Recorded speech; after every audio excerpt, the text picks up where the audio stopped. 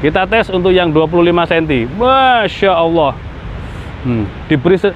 Disentuhkan sedikit saja, dia sudah tersayat rapi seperti ini. Nah, ini menunjukkan bahwasanya kandungan karbon tinggi pada Perdelman. Makanya masih menjadi andalan, menjadi primadona.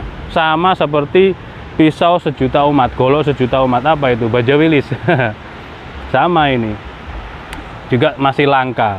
Tapi nggak bisa dibohongi. Sekali lagi, meskipun sudah menjadi bilah, meskipun kita tidak bisa mengidentifikasi kalau tidak dibawa ke lab, ini tidak bisa dibohongi. Saya sendiri bisa merasakan sensasinya. Oh, ini Wilis. Oh, ini baja Perdelman. Itu tahu sensasinya pada sebuah tisu, meskipun sudah menjadi bilah. Ya, karena kita tanyakan ke makernya, kita tanya ke tukang saya, baja apa? Baja Wilis.